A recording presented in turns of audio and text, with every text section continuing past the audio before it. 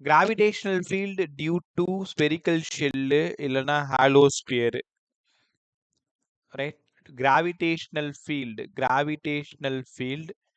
Due to spherical shell இல்லைன்னா hollow sphere. இதுக்கு gravitational field என்னவா இருக்கும்? பட் ஷெல் அப்படின்னாலே முட்டை மாதிரி உள்ளார ஒன்றும் இருக்காது. ஹாலோஸ்பியர் ஃபுட்பால் வாலிபால் மாதிரி உள்ளார ஒன்றும் இருக்காது, ரைட்டா? இதில் gravitational field outside, on, inside 3 வேணும். நாளைக்கு இந்த லெசன் உங்களுக்கு முடிச்சு கொடுத்துறேன் வித் ப்ராப்ளத்தோட, ரைட்? இது வந்து கிராவிடேஷனல் ஃபீல்டு கண்டுபிடிக்க போகிறோம். இது ஒரு ஹாலோஸ்பியரோட ரேடியஸ் ஆர். 3 கேள்வி தான்.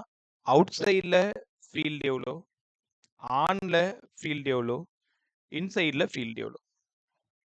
இதே விஷயம் எலக்ட்ரிக் ஃபீல்டும் கற்றுக்கணும், கிராவிடேஷனல் ஃபீல்டும் கற்றுக்கணும். ஏன்னா நீங்கள் ரிப்பீட்டர்ஸ் இப்போ எக்ஸாம் எழுத போகிற பசங்க. Electric field out side KQ/r², ஞாபகம் இருக்குன்னு நினைக்கிறேன்.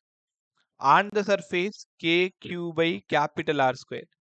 Inside field 0. அப்படி படிங்க. இது எல்லாமே ஃபீல்டு, எலக்ட்ரிக் ஃபீல்டு. அதே கிராவிடேஷனல் ஃபீல்டு அப்படியே பார்த்து எழுது. அந்த ஊர்ல கேன்னா கிராவிடேஷன், இந்த நாட்டில் அது G, அங்க Qனா இங்க M/r². இப்போ எல்லாருமே கத்துக்கிட்டீங்க R greater than R. R greater than Rனா அவுட் சைடில் GM/r². On the surface GM/R². இப்போ ஃபீல்டுக்கு ஜெனரல் ஈக்குவேஷன் என்ன? GM/r². அவுட் சைடில் GM/r², ஆனில் GM/R². இன்சைடில் தெர் இஸ் நோ மாஸ், அதனால ஃபீல்டு 0. முதல்ல முடிச்சு படிங்க. இப்போ என்னோட question, radius of the sphere is 10 centimetre. கரெக்டாக 15வது சென்டிமீட்டரில் ஃபீல்டு கேட்டால் ஃபர்ஸ்ட் ஃபார்முலா /15². இங்கே அதுவே 8வது சென்டிமீட்டரில் கேட்டால் 0. குழப்பிக்கூடாது. எலக்ட்ரிக் ஃபீல்டில் சம் வந்தாலும் கிராவிடேஷனல் ஃபீல்டில் சம் வந்தாலும் அந்த பாடி ஸ்பியராக இருந்ததுன்னா கண்டிப்பாக நீங்கள் ரேடியஸை தான் முதல்ல பார்க்கணும்.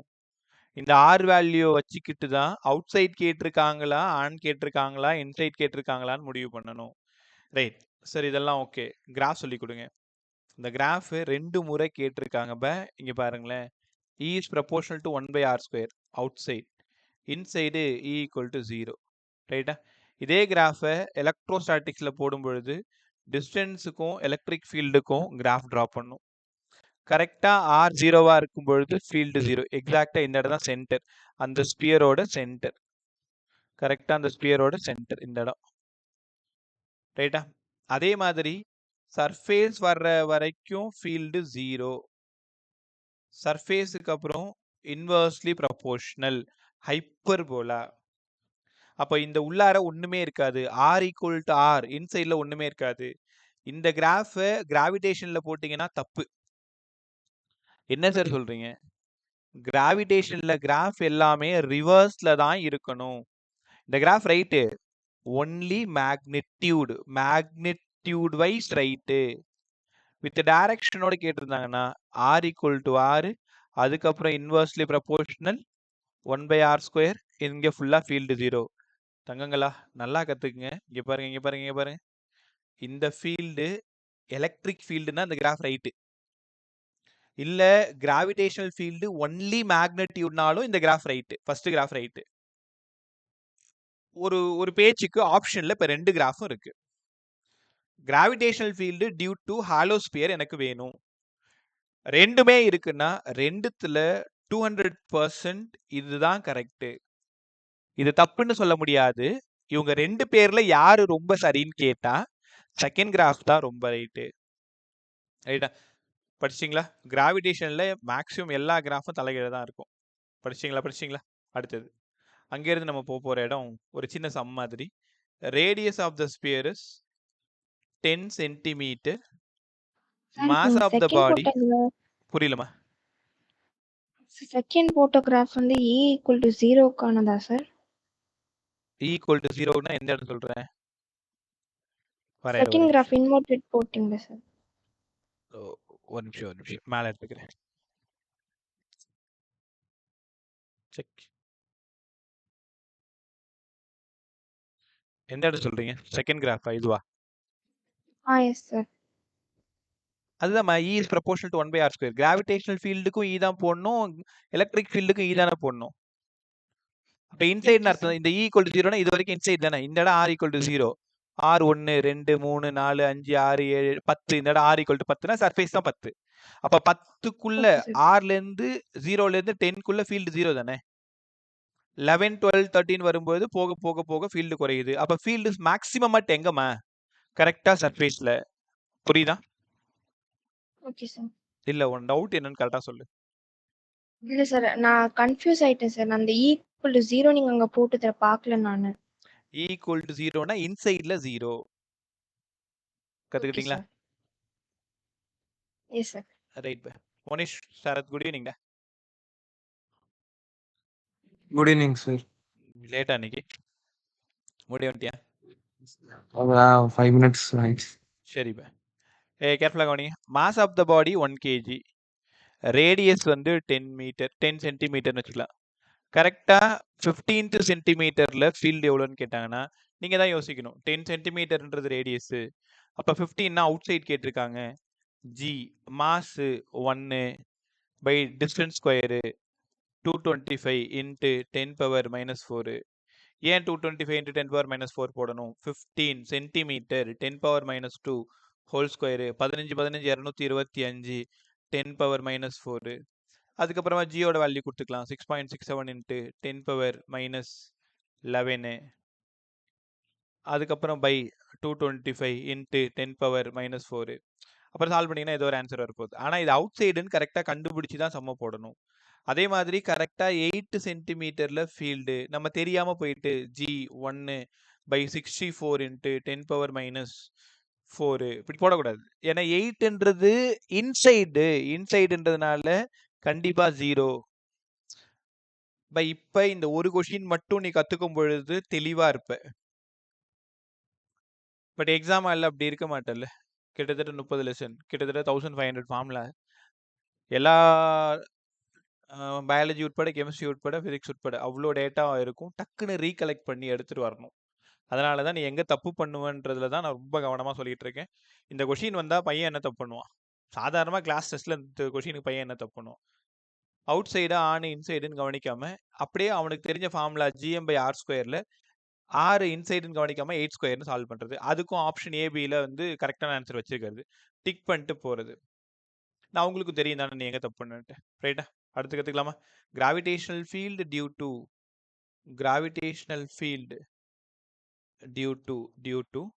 Solid sphere. இதே கொஷினை எலக்ட்ரோஸ்டாட்டிக்ஸில் படிக்கும் பொழுது மேலே இந்த கான்செப்டுக்கு சாலிட் கண்டக்டிங் ஸ்பியர்னு படிக்கணும். ஸ்பெரிக்கல் ஷெல்லு, ஹாலோஸ்பியரு, அது மட்டும் இல்லாத சாலிட் கண்டக்டிங். இப்போ நீங்கள் எக்ஸாம் போகிறதுக்கு முன்னாடி கூட நான் கற்றுக் கொடுத்தேன். சாலிட் கண்டக்டிங் அப்படின்னாலும் எல்லாத்துக்கும் இந்த ஒரே ஆன்சர் தான். ஆனால் இது கிராவிடேஷனல்ன்றதுனால நம்ம என்ன பண்ணக்கூடாது? சாலிட் பாடிக்கு மட்டும் தனியாக படிக்கணும், ஹாலோ பாடிக்கு மட்டும் தனியாக படிக்கணும். இதே எலக்ட்ரோஸ்டாட்டிக்ஸாக இருந்தால் ஸ்பெரிக்கல் shell, hollow sphere, solid conducting sphere, இது மூணுத்துக்கும் ஒரே ஆன்சர். சாலிட் நான் கண்டக்டிங்க்கு மட்டும் வேற ஒரு ஆன்சர். கரெக்டா? அப்போ இங்கே நம்ம கற்றுக்க போகிறது gravitational field due to solid sphere. இங்கே கண்டக்டிங் நான் கண்டக்டிங்னு உங்களால் சொல்ல முடியாது. நான் கற்றுக்க போகிறது கிராவிடேஷனல் ஃபீல்டு. கிராவிடேஷனல் ஃபீல்டுக்கு மாஸ் மட்டும் இருந்தால் போதும். சார் சாலிட் ஸ்பியர்னா என்னங்க சார்? மேட்டர் இன்சைடில் கண்டெயின் ஆகிருக்கும், மாஸ் உள்ளுக்குள்ளாரையும் கண்டெயின் ஆகிருக்கும். ரேடியஸ் ஆஃப் த பாடி வழக்கம் போல R தான். அவுட் சைடில் ஃபீல்டு, ஆனில் ஃபீல்டு, இன்சைடில் ஃபீல்டு. R கிரேட்டர் தென் ஆராக இருக்கும் பொழுது GM/R², அதே ஃபார்முலா தான். R ஈக்குவல் டு ஆராக இருக்கும் பொழுது GM/R². இது ரெண்டும் மாறாது. இன்சைடு ஈக்குவல் டு, கவனமாக கற்றுக்கோ, எலக்ட்ரோஸ்டாட்டிக்ஸில் நீங்கள் படித்தது KQR/R³ படிச்சிங்க. இதை பார்த்திங்க அப்படியே எழுதுங்க. கேக்கு பதிலாக G, Qக்கு பதிலாக M, R/R³. ரைட்டா? நான் ஏற்கனவே சொன்னேன், கிராவிடேஷன் படிச்சிங்கன்னா அடுத்த லெசன் எலக்ட்ரோஸ்டாட்டிக்ஸ் ரிவைஸ் பண்ணுங்க, அடுத்த lesson magnetism and matter revise பண்ணுங்க. 3 ஒரே மாதிரி இருக்கும். டக்குன்னு படிச்சு முடிச்சிடலாம். ரைட்டா? எக்ஸாம் படிக்கிறதுக்கு முன்னாடி ரிவைஸ் பண்ணும்பொழுது இந்த 3 லெசன் பக்கத்துல வச்சு படிக்கிறது நல்லது. So GM R by R cube முதல்ல இந்த ஃபார்முலா படிங்க. எல்லாத்துக்கும் டெரிவேஷன் இருக்கு. இப்போதைக்கு உனக்கு டெரிவேஷன் கொடுத்து ஒரு பிரயோஜனமும் இல்லை. அதில் 11th டெரிவேஷன் தான். வெறும் இன்சைடில் ஃபீல்டுக்கு ஃபார்முலா உள்ளார GMR by R cube GMR by R cube. இங்கேருந்து நீங்கள் கற்றுக்கிறது இந்த ஆருக்கும் ஈக்கும் என்ன சம்பந்தம்? Directly proportional to R. Directly proportional equal to GMR by R cube. Directly proportional. அப்போ ஒரு தெளிவான முடிவுக்கு வாங்க. சார் அவுட் சைடில் ஃபார்முலா வழக்கம் போல ஜிஎம் பை ஆர் ஸ்கொயரு, ஈக்கும் ஆர் ஸ்கொயருக்குமான ratio 1/r². Inside GM R by R cube, GM R by R cube. இங்கே E is proportional to R. ஆக்சுவலாக அதில் எலக்ட்ரிக் ஃபீல்டில் கிராஃப் எப்படி ட்ரா பண்ணணும், கிராவிடேஷனில் எப்படி ட்ரா பண்ணணும்னு கற்றுக் கொடுக்குறேன்.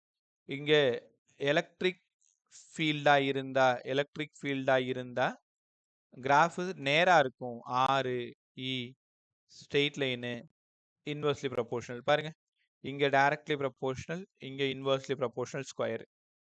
இந்த கிராஃப் இப்படி இருக்கும். இது எலக்ட்ரிக் ஃபீல்டோடது. சாலிட் நான் கண்டக்டிங்கோடது. கொஷினை கவனமா கவனி. சாலிட் நான் கண்டக்டிங்னு சொல்லியிருப்பாங்க. அதுவே இங்க பாருங்க, ஆருக்கும் ஈக்கும் கிராஃப் டிரா பண்றீங்க. இதே தான் கிடைக்குது. பட் இது ஒன்லி மேக்னிடியூடு. கிராவிடேஷனல் ஃபீல்டுக்கும் டிஸ்டன்ஸுக்கும் கிராஃப் டிரா பண்றேன். கிராஃப் நேரா இருந்தா இது ஒன்லி மேக்னிடியூடுக்கு மட்டும் டிரா பண்றீங்க. இதுவும் ஆப்ஷன்ல இருக்கு. இப்ப டிரா பண்ண போற இந்த கிராஃபும் ஆப்ஷன்ல இருக்குன்னா இப்ப டிரா பண்றது தான் சரி. இங்க இருந்து ஸ்ட்ரெயிட் லைனு இது வரைக்கும், சர்ஃபேஸ் வரைக்கும். சர்ஃபேஸ் தான் R equal to R. Inversely proportional 1/r². E is proportional to R. இங்க டைரக்ட்லி, இங்க இன்வெர்ஸ்லி இ ஆர். ரைட்டா? அப்போ தலைகீழ கிராஃப் இருக்கிறது கிராவிடேஷனல் ஃபீல்டோடது. நேரா கிராஃப் இருந்ததுன்னா எலக்ட்ரிக் ஃபீல்டோடது. பட் ஒன்லி மேக்னிடியூட்னு கேட்டாங்கன்னா இதுவும் ரைட்டு தான். பட் இந்த 2 ஆப்ஷன்ல செகண்ட்லயும் தேர்ட்லயும் யாரு ரொம்ப கரெக்ட்னா தேர்ட் தான் ரொம்ப கரெக்ட். இதுல ஒரு பிரமாதமான சம் இருக்கு. என்ன சம் தெரியுமா? வழக்கம் போல radius of the sphere 10 centimetre, 15th சென்டிமீட்டருக்கும் 8th சென்டிமீட்டருக்கும் ரேஷியோ கேட்குறான். இது E1, இது E2 எடுத்துக்கிறேன். அவுட் சைடில் E1, இன்சைடில் E2, ரெண்டுத்துக்கும் ரேஷியோ நீங்கள் எடுத்து பாரு ப்ரீவியஸ் இயர் பேப்பரை. இந்த சாலிட் பாடினாலே இந்த சம்மு தான். நீ என்ன பண்ணலாம்? E1க்கு பதிலாக GM, வெளியில் இருக்கிற டிஸ்டன்ஸை R1ன்னு எடுத்துக்கோ, R1². இன்சைடா என்ன ஃபார்முலா? GM. இன்சைட் டிஸ்டன்ஸை R2ன்னு எடுத்துக்கோ பை R3. அப்போ நீ என்ன பண்ணுறேன்னா E1 பை E2 சால்வ் பண்ணி பார்த்துட்டு நான் உங்களுக்கு சொல்லித்தரது E அவுட் பை E இன்னு சொல்லித்தரேன். உங்கள் கொஷின் பேப்பரில் இன் பை அவுட்டாக இருந்ததுன்னா அதுக்கு தகுந்த மாதிரி நீங்கள் மாற்றிக்கணும். நான் திரும்பவும் சொல்கிறேன், நான் உங்களுக்கு கற்றுக் கொடுக்கறது மேலே அவுட் சைடும் கீழே இன்சைடும் கற்றுக் கொடுக்குறேன். அங்கே மாற்றி கேட்டாங்கன்னா அதுக்கு தகுந்த மாதிரி நீங்கள் பார்த்துக்கணும். இங்கே GM பை R1², ரெசிப்ரோக்கல் எடுங்க. R2 GM by R3. GM தப்பு பண்ணுறேன். என்ன தப்பு பண்ணுறேன்? அப்படியே திருப்பி போட்டிருக்கேன். Check. R3 by GM R2. ஏன்னா இது பையில் இருக்குது, திருப்பி போட்டிருக்கோம். இந்த GM போயிடுச்சு. ஃபைனலாக E1 பை E2 நமக்கு வேணும். அப்போ E1 பை E2 வேணும்னா மேலே ஒரு R3 இருக்குது, கீழே ஒரு R1², இங்கே ஒரு R2. அவ்வளோதான். இது சிம்பிளாக நீங்கள் சால்வ் பண்ணுறதுக்கு ஒரு ஐடியா மாதிரி நம்ம கிரியேட் பண்ணியிருக்கோம். இப்போ இந்த இடத்துல 10³ 15² 8 சால்வ் பண்ணால் E1 பை E2 ரேஷியோ வந்துட போகுது. நான் சொல்கிறது புரியுதா? மேலே வந்து ஒரு 1000, கீழே ஒரு 225 × 8 1000. 8 40க்கு 0 மீது 4, 2 16 4 20க்கு 0 மீது 2 2 16 2 18. சால்வ் பண்ணிங்கன்னா E1 பை E2 ரேஷியோ எவ்வளோ வருது? 2 10 9 2 18 5/9. தெரியுதா என்ன பண்ணியிருக்கேன்ட்டு? மேலே ஆர் கியூப் இருக்கணும், கீழே R1 square into R2. R1 ஸ்கொயர்ன்றது outside distance, R2 inside distance. By இந்த பாடி சாலிட் நான் conducting electrostatics, gravitation solid body, ரெண்டுத்துலையுமே சம்முன்னா இதான் சம்மு. அவுட் சைடுக்கும் இன்சைடுக்கும் ratio same. Radius of the body 10 centimetre, 15வது சென்டிமீட்டருக்கும் 8வது சென்டிமீட்டருக்கும் ஃபீல்டு ரேஷியோ. கிராவிடேஷனல் ஃபீல்டு ரேஷியோவா இருந்தாலும் சரி, எலக்ட்ரிக் ஃபீல்டு ரேஷியோவா இருந்தாலும் இதே ஃபார்முலா தான். ரெண்டுத்துக்கும் இதே ஃபார்முலா தான். ஏன்னா அங்கே கேக்யூ கேன்சல் ஆயிடுது, இங்கே ஜிஎம் கேன்சல் ஆயிடுது. அதனால இந்த ஃபார்முலாவை தனியாக எழுதி வச்சு ஒழுங்காக படிங்க. இது சாலிட் பாடியோடது, மனப்பாடம் பண்ணக்கூடாது, புரிஞ்சுக்கணும். சாலிட் நான் conducting for electric field, gravitational solid body, R³ by R1 square by R2. இதே கொஷினை உங்களுக்கு E2 by E1 in by out கேட்டாங்கன்னா திருப்பி போட்டுக்கோங்க, R1 square into R2 by R³. ரைட்டா? இப்போ செஷன் முடிஞ்சதும் இந்த ஃபார்முலா ஒரு டைம் எழுதி பார்த்துட்டு ஒரே ஒரு சம் மட்டும் ப்ராக்டிஸ் பண்ணி பார்த்துக்கோ, ரொம்ப ரொம்ப நல்லது. ரைட்? ஸோ இதோட கிராவிடேஷனல் ஃபீல்டு ஃபுல்லாக நம்ம கம்ப்ளீட் பண்ணுறோம். இந்த ரெண்டு பாடியை நீங்கள் ரொம்ப தரவாக படிக்கணும். ஒருவேளை கடவுள் நம்ம கூட இருந்தால் இதுலேருந்து ரொம்ப ஈஸியான கொஷினே உங்களுக்கு வரலாம். ரைட்டா? விஷ்ணுதி, குட் ஈவினிங்மா. Good evening sir. இப்போதான் இன்ஸ்டியூட்ல வந்தீங்களா? ஆமா சார். Right ma'am. நீ டெஸ்ட் கேட்ட இருந்துச்சு. சம்மர்லாம் கிளியர் பண்ணி அனுப்பிச்சிருக்குமா? பார்த்துக்க அப்புறமா. Okay sir. Right bye. அடுத்தது ஃபோர்ஸ் முடிச்சிட்டோம், ஃபீல்டு முடிச்சிட்டோம். ஃபீல்டில் நீங்கள் நல்லா படிக்க வேண்டியது நல் பாயிண்ட் சம்மு, ரிசல்டன்ட் சம்மு, அப்புறம் வந்து இந்த ரெண்டு பாடி சாலிட் ஹாலோ முடிச்சிட்டோமா? அங்கேருந்து நம்ம போகிறது ஒரு நிமிஷம், அடுத்த டாபிக் என்னன்னு யோசிச்சுக்கிறேன். Acceleration due to gravity. Okay, acceleration due to gravity இதுலேயும் பிரமாதமாக சம் வரும். கிட்டத்தட்ட 4 கொஷின் நீங்கள் படிக்க போகிறோம். சர்ஃபேஸ் ஆஃப் எர்த்தில் ஜி எவ்வளோ, மேலே போக போக ஜி எவ்வளோ, கீழே போக போக ஜி எவ்வளோ, பூமி சுற்றும் பொழுது ஜி எவ்வளோ, அவ்வளோதான். இந்த 4 கொஷினை ஷார்ட்டாக கற்றுக்கலாமா? Acceleration due to gravity. இங்கே பாருங்களேன், இதுதான் நம்ம வாழக்கூடிய பூமி. இதோட ரேடியஸ் வந்து வழக்கம் போல் R. எப்போவுமே ஃபிசிக்ஸில் capital M mass of earth. இந்த இடத்துல நீயோ நானோ யாரோ இருக்கும், இந்த இடத்துல இருக்குன்னு வச்சுக்கோங்க. Weight of the body always acts downward. உங்களுக்கு தெரியுமா வெயிட்? என்ன பாப்பா டைம்? 5:30.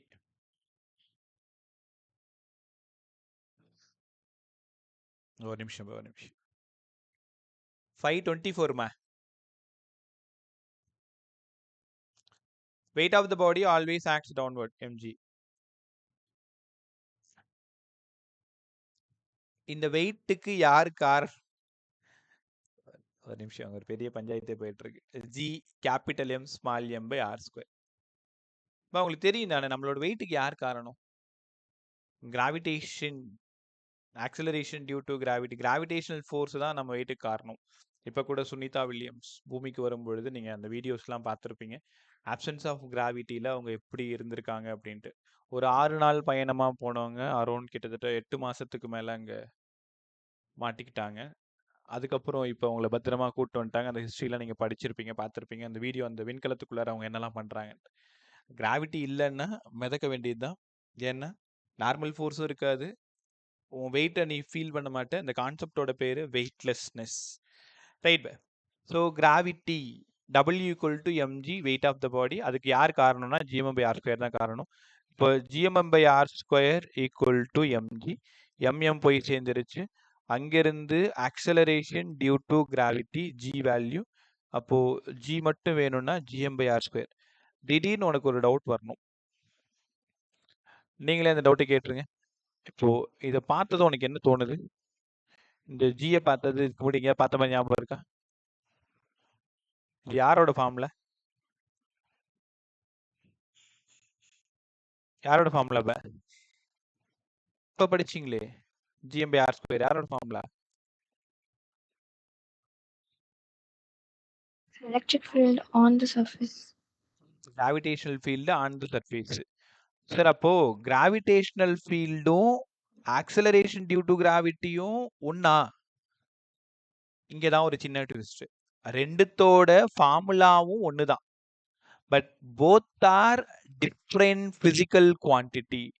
வர வர நீங்கள் நல்லாவே பதில் சொல்ல மாட்டீங்கப்பா. முன்னாடிலாம் சூப்பராக சொல்லுவீங்க, டக்கு டக்கு டக்குன்னு ஆன்சர் பண்ணிட்டு இருப்பீங்க. இப்போ என்ன ஆச்சுன்னா எல்லாரும் சோம்பேறி ஆயிட்டீங்க. என்ன ஆச்சுன்னு தெரில உங்களுக்கு. So G equal to GM by R square. Gravitational ஃபீல்டுக்கும் அதே ஈக்குவேஷன் தான், ஆக்சலரேஷன் டியூ டு கிராவிட்டிக்கும் அதே ஈக்குவேஷன் தான். அவங்க ரெண்டு பேரும் ஒரே ஆளான்னு கேட்டா அதுதான் இல்லை, both are different physical quantity. கற்றுக்கிட்டீங்களா? ரைட். சார் ஜியோட வேல்யூ தெரியும், 6.67 into 10 power minus 11. Mass of Earth 5.98 into 10 power 24. Radius of Earth 6400 kilometre 10 power 3 square. எல்லாத்தையும் சால்வ் பண்ணிங்கன்னா 9.8. இங்கே ஒரு 2-3 டிஜிட் வரும்பா, நீங்கள் 9.8 மட்டும் எடுத்துக்கிட்டா போதும். Metre per second square. அப்போ ஆக்சலரேஷன் டியூ டு கிராவிட்டி சின்ன புள்ளிலேருந்து படிச்சுன்னு இருக்கு, மீட்டர் பெர் செகண்ட் ஸ்கொயர். ஜியோட value 9.8 metre per second square. ஒரு பொருளை மேல இருந்து தூக்கி போடுறீங்கன்னா அது கீழே விழுதுன்னா அதோட ஆக்சலரேஷன் கண்டிப்பா ஜியா தான் இருக்கும். இதை தான் நீங்க மோஷன் ஸ்ட்ரெயிட் லைன்ல ஃப்ரீ ஃபால்னு படிச்சீங்க, ஏ ஈக்குவல் டு ஜியா படிச்சீங்க, ரைட்டா? ஸோ கிட்டத்தட்ட 120 எக்ஸ்பெரிமெண்ட் மேல செஞ்சு இந்த ஜியோட வேல்யூ 9.8ன்னு எல்லா எக்ஸ்பெரிமெண்ட்லையுமே ப்ரூவ் பண்ணேன். அதே மாதிரி சியோட வேல்யூ 3 into 8, 3 into 10 power 8. இந்த வேல்யூவும் அரௌண்ட் 100+ எக்ஸ்பெரிமெண்ட்ஸ் இருக்கு இந்த வேல்யூ ப்ரூவ் பண்றதுக்கு. நீங்க 9.8க்கு பதிலாக 10ன்னு கூட யூஸ் பண்ணி சம்ம போடுங்க. பட் என்னோட அட்வைஸ் என்ன அப்படின்னா, 4 ஆப்ஷனை பாருங்க, 4 ஆப்ஷனும் ரொம்ப க்ளோஸா இருக்கு. 1.29, 1.30, 1.28, 1.31. இல்லை ஏதாவது 2 ஆப்ஷன் கூட ரொம்ப க்ளோஸா இருந்தா 9.8 யூஸ் பண்ணு. ஒன்று 1.29, இன்னொன்று 2.30, ஒன்று 4.54, இன்னொன்று 7.81. இந்த மாதிரி இருந்ததுன்னா நீ தாராளமாக 10 யூஸ் பண்ணு. இப்போ நான் சொல்ல வர்றது உங்களுக்கு புரியுதா? ஜியோட வேல்யூ 9.8 யூஸ் பண்ணால் ஃப்ராக்ஷன் இருக்கிறதுனால சால்வ் பண்ணிடலாம், பட் அவங்களே வந்து ஆப்ஷனை பார்த்துட்டு நீங்கள் அதை முடிவு பண்ணிக்கோங்க. ரைட், ஒரு வழியாக வந்துட்டோம். ஸோ ஜியோட value formula GM by R square. இந்த மாஸ் மட்டும் வேணும்னா ஜிஆர் ஸ்கொயர் பை ஜி. இப்போ சால்வ் பண்ணிங்கன்னா உங்களுக்கு 5.98 into 10 power 24 கிலோகிராம். நம்ம வாழக்கூடிய இந்த பூமியோட நிறை, நிறைனா எடை, எடைனா வெயிட். எந்த தராசுல சார் அளந்தீங்கன்னு கேட்காது, நான் ஈஸியாக ஞாபகம் வச்சுக்கலாம். 6 ஞாபகம் வச்சுக்கோங்க, into 10 power 24 கிலோகிராம். ரொம்ப சரியாக கேட்டாங்கன்னா அதுல இருந்து 0.2 ரெடியூஸ் பண்ணிடுங்க, 5.98, 0.02, 5.98 into 10 power 24. ரைட்டா? இதெல்லாம் எப்பயோ படிச்சது, ஆனாலும் ஞாபகம் இருக்கிறதுக்கான காரணம் இந்த மாதிரி எப்படியாவது ஞாபகம் வச்சுக்கிறது. மாஸ் ஆஃப் எர்த்து 6 கரெக்டாக சொல்லணும்னா அதுலேருந்து 0.02 நம்ம மைனஸ் பண்ணிக்கணும். 5.98 into 10 power 24. இந்த 10 power 24 எப்படி ஞாபகம் வச்சுப்பேன்? Per day 24 hours. அந்த மாதிரி ஏதாவது ஒரு குருட்டு ஞாபகம் வச்சுக்க வேண்டியதுதான், ரைட்டா? ஸோ இது மாஸ் ஆஃப் எர்த்து. பட் இப்போ நீங்கள் கவலைப்பட தேவையில்லைப்பா, எந்த கான்ஸ்டன்ட்டாக இருந்தாலும் உங்கள் கொஷினோட ப்ராக்கெட்டில் கண்டிப்பாக இருக்கும். இல்லைனா ஒரு கேஸை போட்டு விட்டுடலாம்னு வச்சுக்கோங்களேன். இப்போ எல்லா சம்முலையும் கண்டிப்பாக ப்ராக்கெட்டில் நீங்கள் யூஸ் பண்ண போகிற கான்ஸ்டன்ட் அத்தனையும் அங்கே இருக்கும். அடுத்தது due to altitude. Surface of எர்த்தில் ஒரு பாடி இருக்கும் பொழுது G equal to GM by R square. Certain height போச்சுன்னா இங்கே ஆக்சிலரேஷன் டியூ டு கிராவிட்டி என்ன ஆகும்? உனக்கு நல்லா தெரியும், போக போக ஆக்சிலரேஷன் டியூ டு கிராவிட்டி குறையும்னு தெரியும். ஆனால் எவ்வளோ குறையும் கரெக்டாக சொல்லணும்ல. நான் டெரிவேஷனை ஸ்கிப் பண்ணுறேன். GH equal to G by 1 + h by r the whole square. படிங்க முதல்ல, தவிர்க்க முடியாத ஒரு ஃபார்முலா, இந்த ஃபார்முலா படிங்க. சர்ஃபேஸ் ஆஃப் எர்த்தில் ஜிஎம் பை ஆர் ஸ்கொயர், அதாவது 9.8. ஒரு 100 கிலோமீட்டர் மேலே போகிறோம், 200 கிலோமீட்டர் மேலே போகிறோம், 300 கிலோமீட்டர் மேலே போகிறோம், 1000 கிலோமீட்டர் மேலே போகிறோம். ஸோ அங்கே ஜிஹெச்சோட வேல்யூ எவ்வளோ? G by 1 + h by r the whole square. GH equal to G by 1 plus H by R the whole square. இந்த Gன்றது சர்ஃபேஸில் இருக்கும் பொழுது ஹெச்ன்றது செட்டைன் ஹைட்டு கொடுத்துருவாங்க. Height equal to 1R 2R 3R. ஆர்ன்றது ரேடியஸ் ஆஃப் எர்த்து. ஆனால் இதில் ஒரு சின்ன சிக்கல் இருக்குப்ப. ரெண்டு ஃபார்முலாவை கொண்டு வரணும். எங்கே எந்த ஃபார்முலா யூஸ் பண்ணணும்னு கவனமாக கவனிக்கணும். இப்போ இந்த ஃபார்முலா கவனிங்களேன். இந்த ஹெச்சோட value equal to radius of earth 1R. ஹெச்சோட value equal to 2 times of radius of earth. ஹெச்சோட வேல்யூ ஈக்குவல் டு 3 டைம். ஹெச்சோட வேல்யூ ஈக்குவல் டு 4 டைம். இந்த மாதிரி H equal to NR 1 time 2 time 3 time அப்படின்னா இது பெரிய வேல்யூ இல்லை. அப்போ இந்த ஃபார்முலா நீங்கள் யூஸ் பண்ணணும். பாருங்க, GH equal to G by 1 plus H by R the whole square. First question ஓட ஆன்சர்.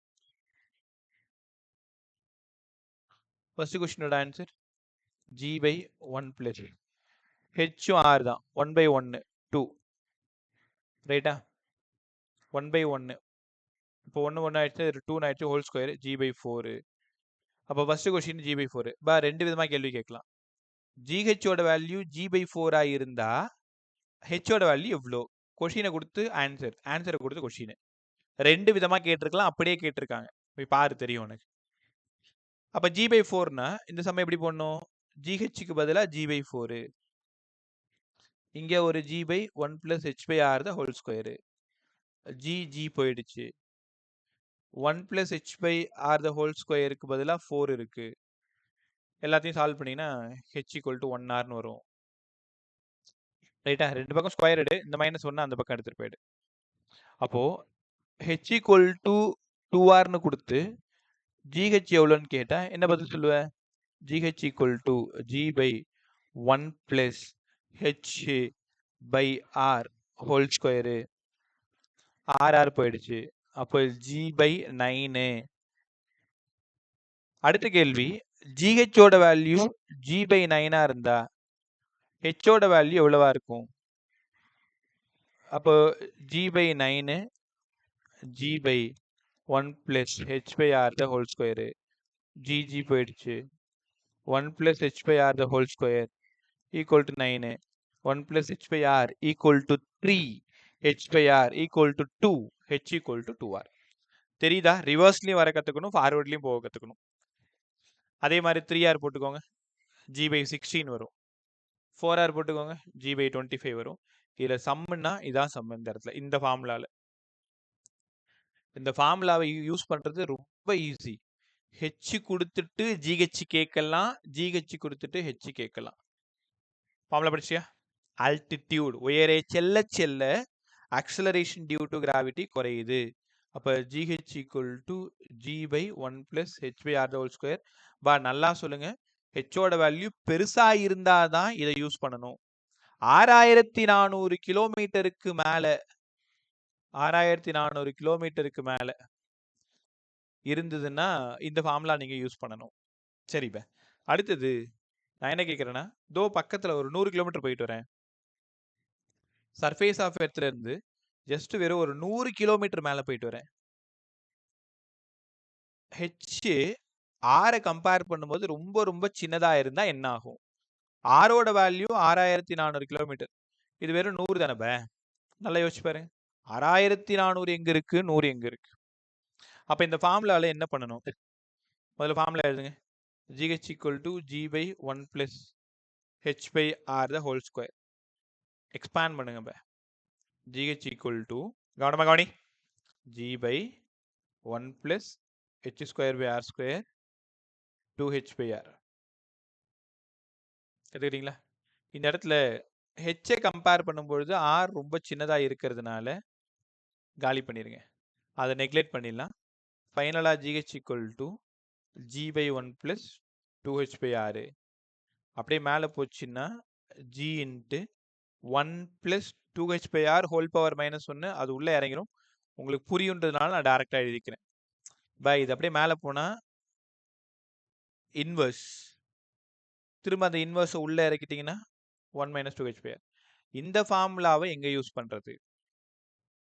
ஹெச்சோட வேல்யூ ஜஸ்ட் ஒரு 100 கிலோமீட்டர், 200 கிலோமீட்டர், 300 கிலோமீட்டர், 500 கிலோமீட்டர் அப்படி பக்கத்துல இந்த ஃபார்முலா யூஸ் பண்ணலாம். GH equal to G by 1 minus 2H by R.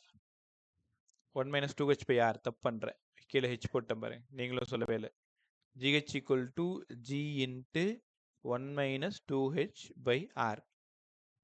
படிச்சிங்களா? எப்பவுமே ஹைட்னா நீங்க ரெண்டு formula யோசிக்கணும். ஒன்று ரொம்ப தூரமா இருந்தா என்ன ஃபார்முலா யூஸ் பண்ணணும், பக்கத்துல இருந்தா என்ன ஃபார்முலா யூஸ் பண்ணணும். இப்போ உனக்கு ஓரளவு தெளிவு கிடைச்சிருக்கும்.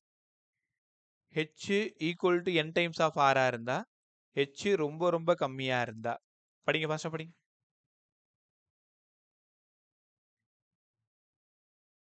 படிச்சிங்களா? G into 1 minus 2H by R. சில 100 கிலோமீட்டரா இருந்தா ஹெச்சோட வேல்யூ ஜஸ்ட் ஒரு 100 கொடுத்தாங்கன்னா இந்த ஜிஹெச்சோட வேல்யூ தெரிஞ்சிடும். ரைட், இந்த ரெண்டு ஃபார்முலா ஒழுங்கா பார்த்துக்கோ. அடுத்தது டெப்த் போயிடலாமா? இப்போ மேலே போயிட்டு இருந்தீங்க, இப்போ எங்கே பண்ண போறீங்கன்னா கீழே போக போறீங்க. இந்த இடம் சர்ஃபேஸ் ஆஃப் எர்த்து வழக்கம் போல G, மாஸ் ஆஃப் எர்த்து வழக்கம் போல M, D டிஸ்டன்ஸில் acceleration due to gravity GD. அப்போ இந்த இடம் மாஸ் வந்து M டேஷ். இப்போ உள்ள மாஸ் இருக்கு, அதனால இந்த மாஸை நம்ம கன்சிடர் பண்ணணும். இந்த மாஸுக்கு வந்து ரோ இன்ட்டு வால்யூம், வால்யூமுக்கு பதிலாக 4/3 பை ஆர் கியூப். இந்த இடத்துல எம் டேஷுக்கு பதிலாக rho 4/3 by R minus D the whole cube. ஏன்னா பாருங்க, இந்த டிஸ்டன்ஸ் டின்னா இந்த டிஸ்டன்ஸ் ஆறு, அப்போ இந்த ரிமைனிங் டிஸ்டன்ஸ் எவ்வளோ? R minus D. அப்போ என் கேள்வி என்னன்னா, நீங்க சர்ஃபேஸ் ஆஃப் எர்த்தில் இருக்கீங்க, பூமியிலிருந்து நீங்க தோண்டிக்கிட்டே போறீங்க. ஒரு பேஜுக்கு ஒரு 100 கிலோமீட்டர் தோன்ற, 200 கிலோமீட்டர் தோன்ற, 300 கிலோமீட்டர் தோண்டிக்கிட்டே போக போக அங்க கிராவிட்டி என்ன ஆகும்? இதெல்லாம் ஒரு நம்ம யோசிச்சா நம்மளால ஈஸியா பண்ண முடியும். இப்போ செர்டைன் டெப்த் போக போக போக போக போக ஆக்சலரேஷன் டியூ டு கிராவிட்டி என்ன ஆகும்? இங்க ஒரே ஃபார்முலா தான் படிக்க போறீங்க. டைரக்டா அந்த ஃபார்முலா எழுதுறேன். GD equal to G into 1 minus depth by radius. இப்போ எல்லாத்துக்கும் ஏற்கனவே சொன்ன மாதிரி டெரிவேஷன் இருக்கு. இப்போ நீங்க 11th புதுசாக என்கிட்ட வந்திருக்கீங்கன்னா டெரிவேஷன் அப்படியே நம்ம பிச்சு பிச்சு வச்சிடலாம். இனிமேல் டெரிவேஷன் படிச்சு என்ன பண்ண போற? ஃபார்முலா ஒழுங்கா படி. GD equal to G into 1 minus D by R. GD equal to G into 1 minus D by R. படி படி ஃபாஸ்டா படி.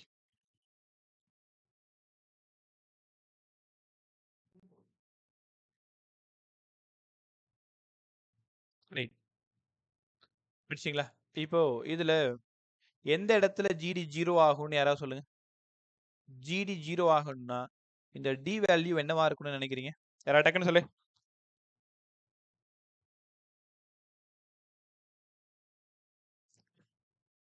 Same as R sir.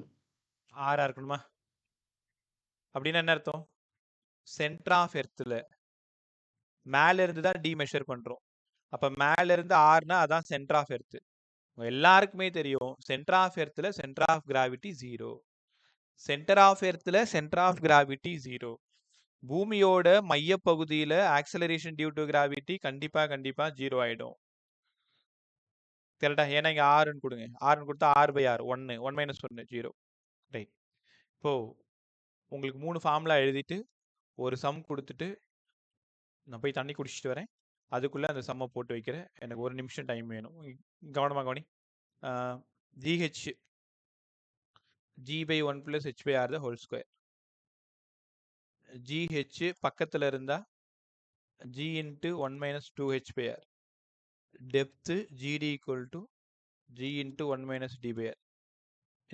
இப்போ நான் சொல்ல போறது இந்த ரெண்டு ஃபார்முலாவை நீங்க ரிலேட் பண்ணணும். ரிலேட் பண்றீங்களா? பாருங்களேன். பை எர்த்துல இருந்து ஏதோ ஒரு ஹைட்ல கிராவிட்டி வந்து 8. எர்த்துல இருந்து ஏதோ ஒரு ஹைட்ல கிராவிட்டி 8. அப்போ எவ்வளோ டெப்த் வந்தா எனக்கு அதே 8 வரும்ன்றதான் என்னோட கேள்வி. என் கேள்வி புரியுதா? ஏதோ ஒரு 400 கிலோமீட்டர் 400 கிலோமீட்டர் மேல போனீங்கன்னா ஆக்சலரேஷன் டியூ டு கிராவிட்டி 8. அப்ப எவ்வளோ டெப்த் வந்தா அதே 8 வரும்ன்றது என்னோட கொஸ்டின். யோசிச்சு வை. கரெக்டா 30 செகண்ட்ல நான் வந்துடுறேன். ஆன்சர் சொல்லாத, இது ஹெட்செட் கழட்டிட்டேன்.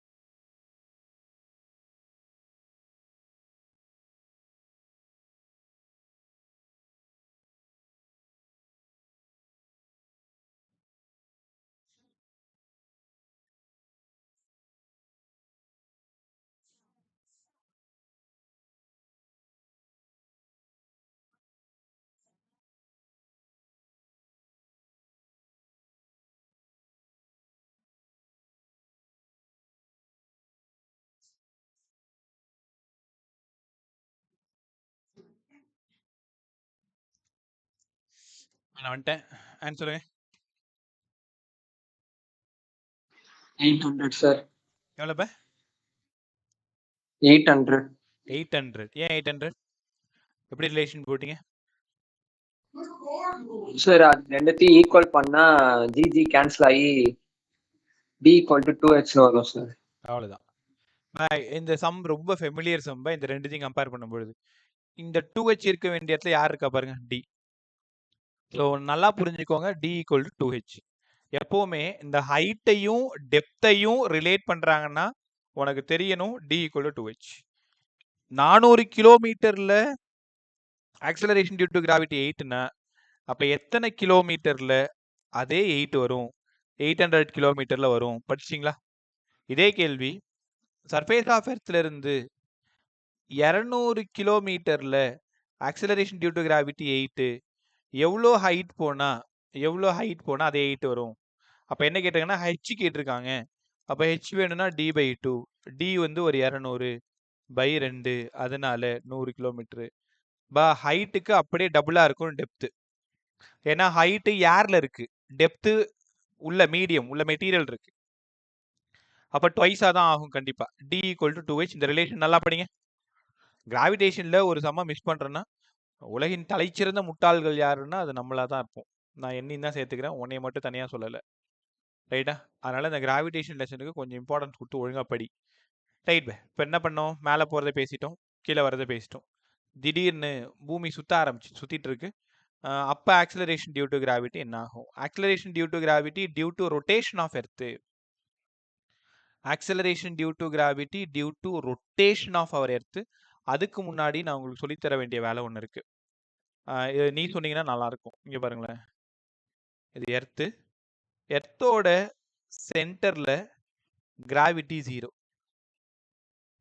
அதுக்கப்புறமா கரெக்டா உன் சைக்கிள் எடுத்துக்கிட்டு நீ சென்டர் ஆஃப் எர்த்தில் நிற்கிறப்ப சென்டர் ஆஃப் எர்த்தில் இருந்து அப்படியே சர்ஃபேஸ் ஆஃப் எர்த் நோக்கி வந்துக்கிட்டே இருக்கீங்க.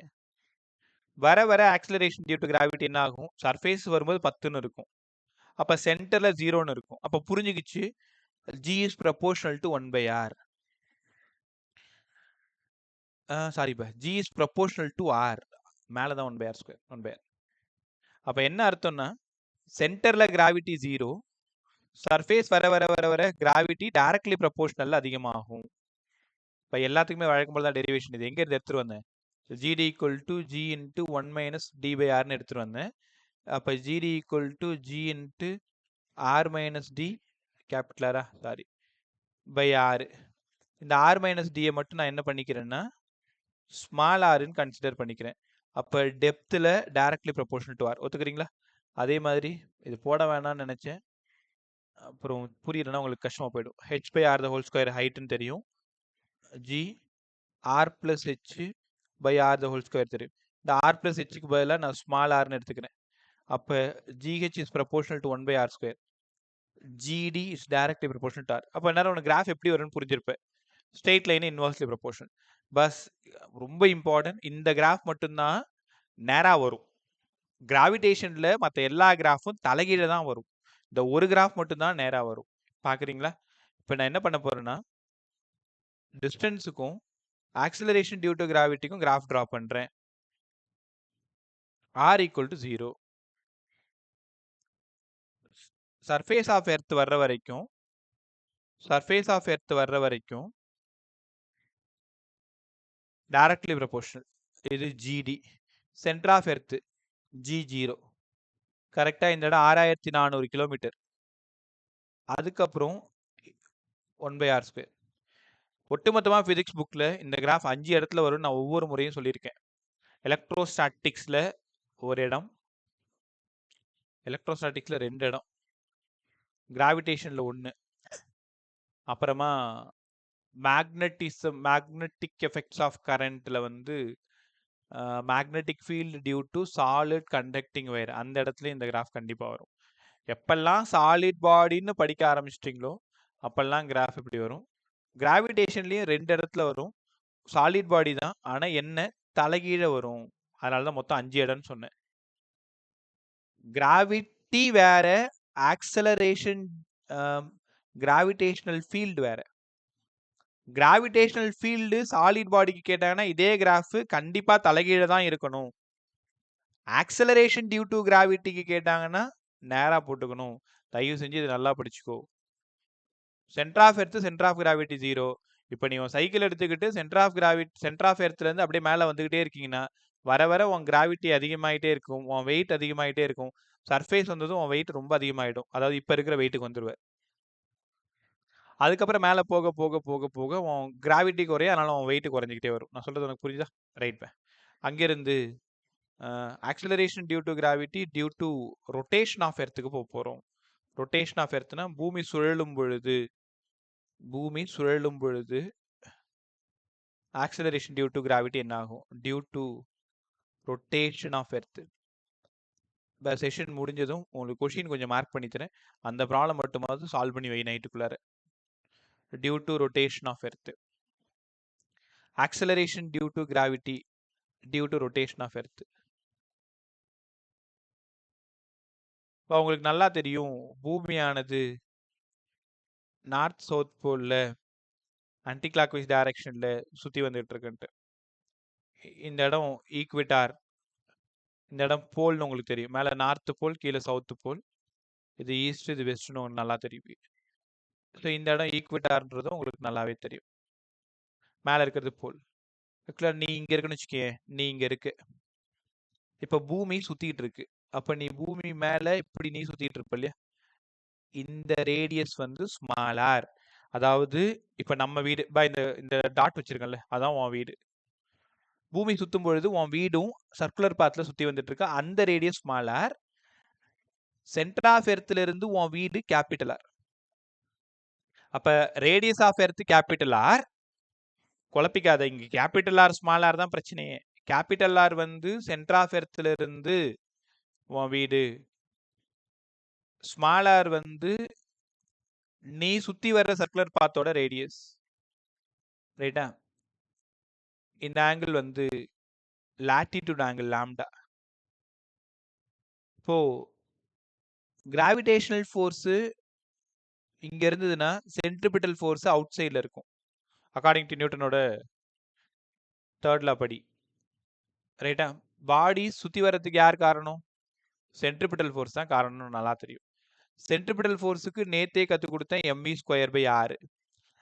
m விக்கு பதிலாக r omega by r, mr² ஒமேகா² r. அப்போ சென்ட்ரிபிட்டல் ஃபோர்ஸுக்கு இன்னொரு ஃபார்முலாவும் நீங்கள் படிக்கணும், mr ஒமேகா². பட் டான்ஜென்ஷியல் வெலாசிட்டினா mv²/r, ஆங்குலர் வெலாசிட்டி mr ஒமேகா². mr ஒமேகா². இது லாம்டான்றது லாட்டிடியூட் ஆங்கிள். அப்போ இந்த இடத்துல mr ஒமேகா² காஸ் லாம்டா எல்லாம் வந்துடும். ஃபைனலா சரி இதெல்லாம் வேணாம், எனக்கு g' வேணும். g எங்களுக்கு தெரியும் சர்ஃபேஸ் ஆஃப் எர்த்தில். அப்போ g' வேணும்னா g' equal to g minus ஒமேகா² r cos square lambda. G dash equal to G minus omega square r cos square lambda. ஒழுங்கா கத்துக்கோ. நான் இங்க எழுதுவா. G dash equal to G minus omega square r cos square lambda. பொறுமையா பாரு. Derivation போறது பிரச்சனை இல்லை. தேவையில்லைன்னு தான் அங்கங்க ஸ்கிப் பண்ணிட்டு வந்துட்டு இருக்கேன். என்னெல்லாம் ஒழுங்கா கத்துக்கணும்? ஃபார்முலா பாருங்களேன். G டேஷ்ன்றது என்னன்னா, இப்போ ஒன்றும் இல்லை, ஒரு கற்பனை காட்சி. திடீர்னு நம்ம வாழக்கூடிய பூமிக்கு கோபம் வந்து இன்னைக்கு சுத்திட்டு இருக்கிறத விட வேகமா சுத்த ஆரம்பிச்சிருச்சு. இன்னைக்கு பெர்டேன்றது 24 hours. 24 hours என்ன அர்த்தம்? ஒரு டைம் கம்ப்ளீட்டா சுத்தி வர்றதுக்கு. அப்ப இன்னும் வேகமா சுத்துது அப்படின்னா அந்த டேவோட ஹார் உங்களுக்கு குறையும் தானே? கரெக்டா? இன்னைக்கு சுத்தி வர்றது ஒரு நாள் வந்து 24 மணி நேரம். ஒமேகா யாரு? Angular velocity of earth. R யாரு? Radius of earth. Lambda latitude angle. Latitude angle பயப்படாத சொல்லித்தரேன். முதல்ல இந்த ஃபார்முலா எல்லாரும் படி. சரி, இதே ஸ்மால் ஆர் வச்சு அந்த ஃபார்முலா என்ன ஆகும்? G dash equal to G minus omega square r. இங்க வெறும் cos lambda மட்டும் வரும். கேபிட்டல் R போட்டா cos square lambda. Small r போட்டா cos lambda.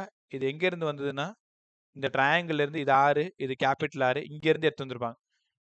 காஸ் வேணும்னா adjacent side by hypothesis போட்டு எடுத்துட்டு வந்து குழப்பிக்காது. பெரும்பாலும் ஸ்மால் ஆர் வச்சு சம் கேட்க மாட்டாங்க. ஏன்னா அது அன்னோன் டேட்டா. அது எப்படி கொடுக்க முடியும்? ஆனா ஆர் வந்து நோன் டேட்டா. உங்களுக்கு நல்லா தெரியும் ஆரோட வேல்யூ. அதனால இந்த ஃபார்முலா படிக்கிறது தான் நல்லது. G dash equal to G minus omega square r cos square lambda. கவனமா கவனி. வரப்போற 10 நிமிஷம் தான் வேலையே. At pole. அட் போல்னா லாம்டாவோட வேல்யூ 90 டிகிரி. அட் ஈக்விட்டார் லாம்டாவோட வேல்யூ 0. சரி, எங்களுக்கு சரியா புரியல. எர்த்து போல்ல லாம்டாவோடது 90, ஈக்விட்டார்ல லாம்டாவோடது 0. இப்போ புரிஞ்சிருக்கும் உனக்கு. நீ ஈக்விட்டார்ல இருந்து போல் போறீங்க. அப்போ உனக்கு புரிஞ்சுதானே? இந்த இடம் லாம்டா 0, இங்க 90. என் கேள்வி, போல்ல என்ன ஆகும் கிராவிட்டி பாருங்க. G dash equal to G minus omega square r cos 90 cos 90 0. G dash equal to G. என்ன ஆச்சரியம் பாரு. பூமி எவ்வளவுதான் வேகமா சுத்தனா கூட, எவ்வளவு வேகமா சுத்தனா கூட, இன்னைக்கு சுத்துறதை விட 17 மடங்கு 18 மடங்கு வேகமா சுத்தனா கூட போல்ல இருக்கிறவனோட வெயிட்டும் மாறாது, கிராவிட்டியும் மாறாது. நான் சொல்றது சரியா புரியுதா? போல்ல இருக்கிறவங்களோட கிராவிட்டி மாறாது, அதனால அவனோட வெயிட்டும் மாறாது. ஆனா ஈக்விட்டார்ல இருக்கிறவன் தான் பாவம். ஈக்விட்டார் lambda 0. G dash equal to G minus omega square r cos 0 1.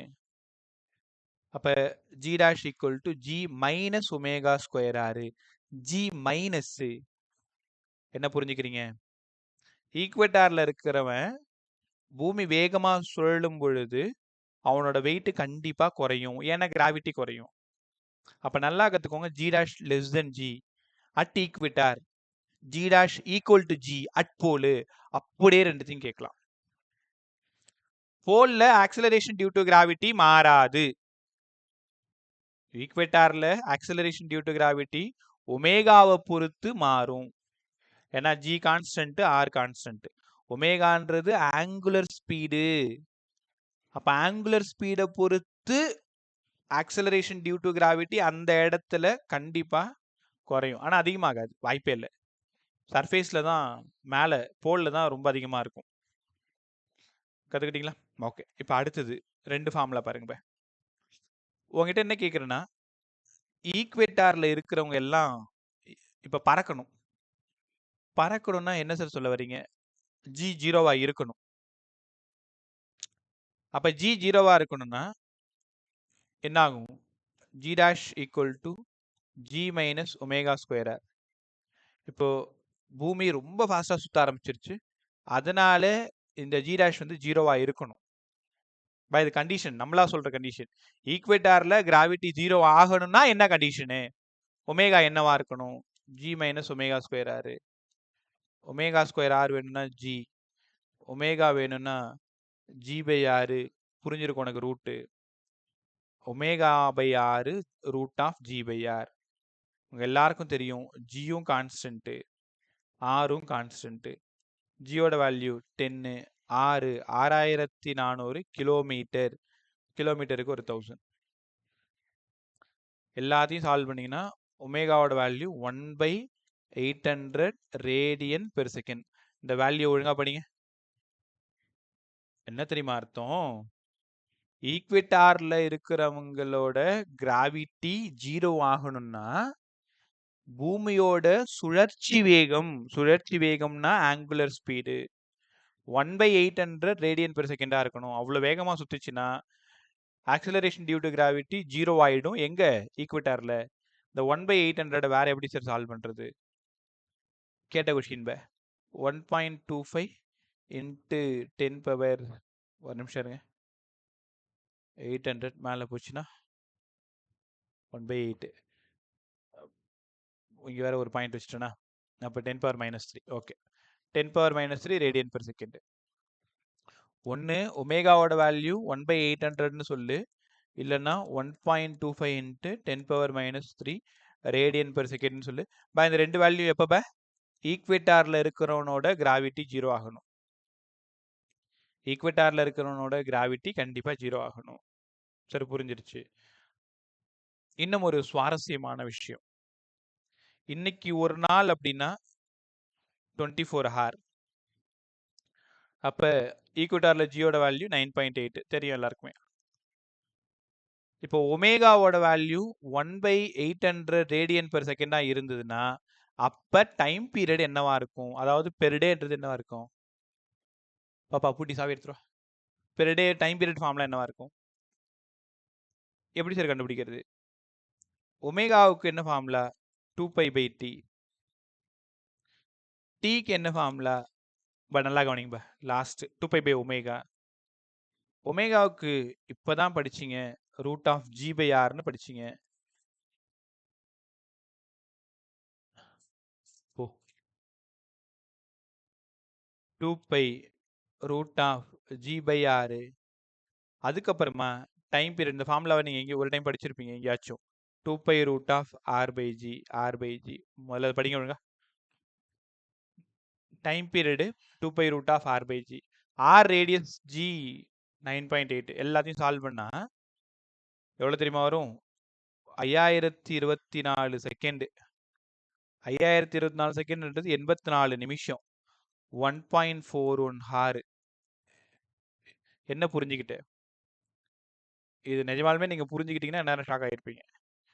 பூமி ஒரு நாள்ன்றது, ஒரு நாள், நான் சொல்ற வார்த்தையை கவனி, இன்னைக்கு 24 மணி நேரம். ஒருவேளை ஒமேகாவோட வேல்யூ 1/800 ரேடியன் பெர் செகண்டா இருந்ததுன்னா பெர் டேன்றது 1.41 hour தான்.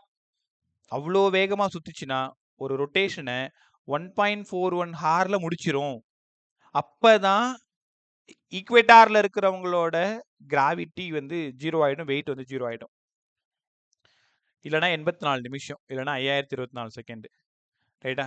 இது எப்படி சார் கேட்பாங்க?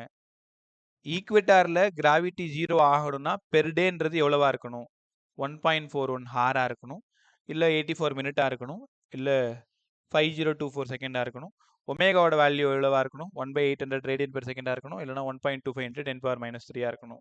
இவ்வளோ இன்ஃபர்மேஷனும் இங்கே படிச்சாகணும். ரைட், லாஸ்ட்டாக ஒரே ஒரு கொஸ்டின் கேட்குறேன், பதில் சொல்லிட்டு நீங்கள் கிளம்பலாம். இது வரைக்கும் தான் நீங்கள் பேசணும்னு நினச்சிட்டு தான் முடிச்சாச்சு. நாளைக்கு ஒரு கிளாஸ்க்குள்ளார பொட்டென்ஷியல் எனர்ஜி சேட்டலைட் முடிச்சு கொடுத்துறேன். இது ஒரு கொஸ்டின் கேர்ஃபுல்லாக கவனி. ஈக்வேட்டாரில் நீ இருக்க, உன் சைக்கிள் எடுத்துகிட்டு இருக்கு, போலில் உங்கள் சொந்தக்காரங்க இருக்காங்க. ஈக்வேட்டாரில் நீ வெயிட் போடுற, கரெக்டாக ஒரு 60 kgனா குடிச்சுப்பேன், 55 kg இல்லை 50 kg ஏதோ ஒரு வெயிட் இருக்கீங்க. இங்கேருந்து உன் சைக்கிள் எடுத்துக்கிட்டு அப்படியே நீ ஈக்வேட்டார்லேருந்து போல் நோக்கி போயிட்டு இருக்கீங்க. உன் வெயிட் என்ன ஆகும்? யாராவது சொல்லுங்க. Remain same, decreases, increases?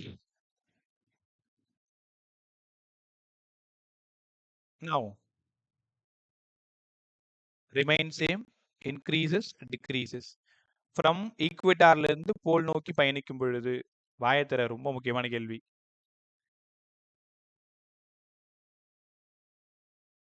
என்னாச்சு உனக்கு? இந்த கொஸ்டின் சொல்ல முடியல உங்களால? நான் கேட்குற கேள்வியை ஒழுங்கா புரிஞ்சுக்கோ.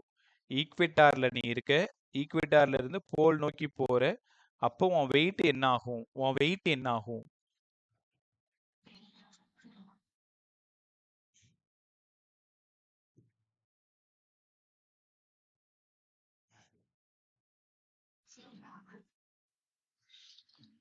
சரி, புரியல.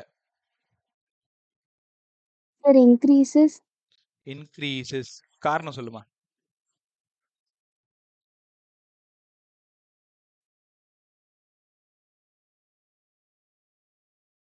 என்ன ரீசனா இருக்கும்? இன்க்ரீசஸ் ரொம்ப சரி. என்ன காரணமா இருக்கும்?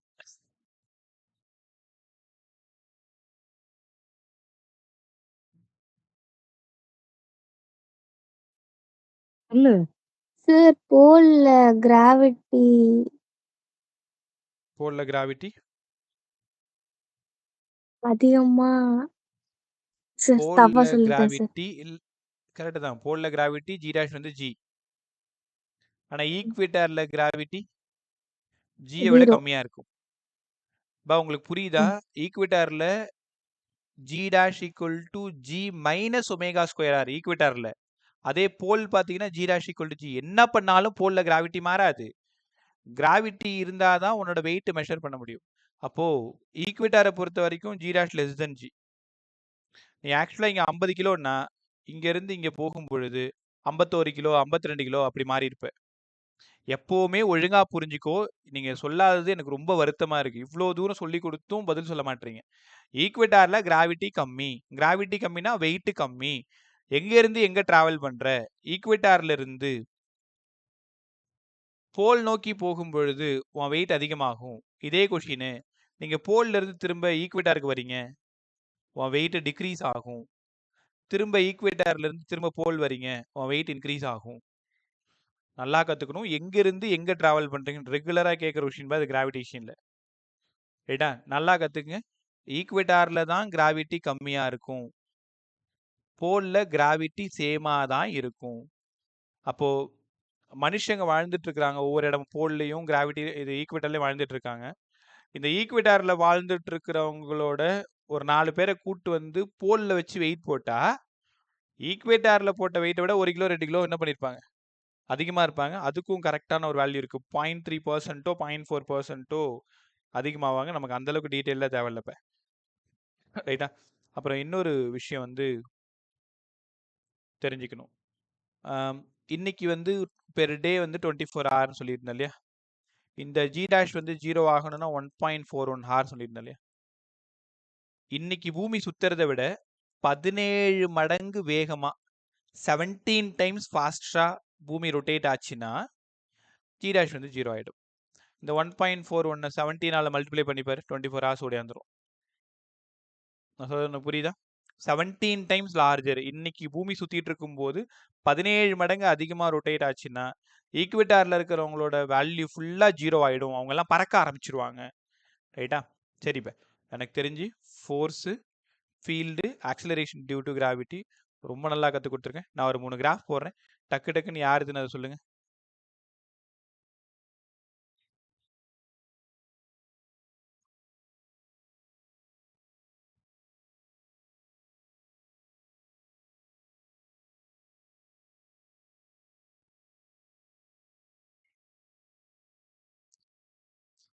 வெறும் கிராவிடேஷன்ல மட்டும் சொன்னா போதும். First graph, second graph, third, fourth. First graph யாரோடது? யாரோட தான் எந்த பாடியோடதுன்னு கேட்குறேன். Hollow sphere sir. புரியல. Hollow sphere sir. ஹாலோஸ்பியர் அது கரெக்டாக அந்த கிராஃப் ஹாலோஸ்பியரோடது. சார் ஒன்லி மேக்னிடியூட்ல கரெக்ட். Only magnitude correct. ரெண்டாவது மேக்னிடியூட் டைரக்ஷன் ரெண்டுமே. சாலிட் ஸ்பியர் இல்லடா, இதுவும் ஹாலோஸ்பியர் தான் தர்ஷன். இதுவும் hollow sphere or spherical shell தான் இன்சைட்ல இன்சைடு. ஆமா, போத் டைரக்ஷனோட சொன்னது. இந்த கிராஃப் சொல்லுங்க இப்போ.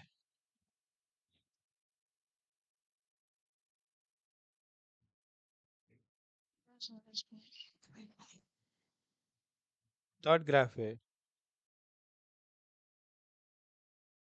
இது எந்த பாடி இது? Solid sphere.